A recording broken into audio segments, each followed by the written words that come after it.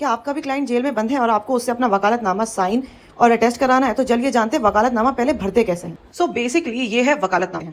तो सबसे पहले वकालतनामा पे यहाँ पे आती है 2 रुपए की कोर्ट फीस।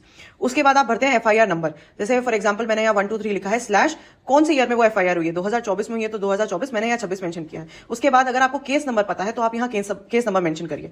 उसके बाद आपकी जो FIR कौन कौन से सेक्शंस के अंडर हुई है, जैसे मैंने 103 जो मर्डर का सेक्शन है उसको मेंशन किया हुआ है। उसके बाद आपका क्या कौन सा पुलिस थाना लगता है, जैसे मैंने तिलक नगर लिखा हुआ है। उसके बाद आती है डिटेल्स आपके कौन से कोर्ट में आपका केस चल रहा है। In the court of honourable जरूर लिखिएगा, जैसे मैंने यहाँ अपना नाम मेंशन किया हुआ है, मिस्टर हो, मिस हो, मिसेज हो, लर्नेड जरूर लिखिए। और उसके बाद उनकी क्या पोजीशन है वो भी लिखिए, जैसे CJM है, JMFC है या ASJ है, कौन से डिस्ट्रिक्ट में चल रहा है आपका केस। जैसे यहाँ मैंने डिस्ट्रिक्ट ईस्ट लिखा हुआ है जो करकटुमा कोर्ट में आता है।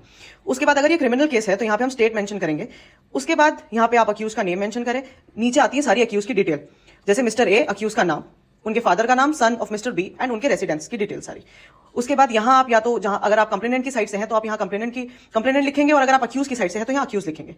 अब इस पूरे एरिया में आती है आपके एडवोकेट की स्टैंप।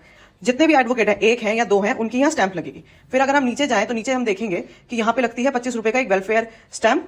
और उसके बाद नीचे आएगी डेट, मंथ एंड आपका ईयर, एडवोकेट के सिग्नेचर। अब क्लाइंट हमारे पास है नहीं, वो जेल में है, तो अब क्लाइंट से कैसे जेल में जाके उनके सिग्नेचर लेने हैं, आपका वकालतनामा कैसे अटेस्ट करते हैं, उसे जानने के लिए मुझे फॉलो करें।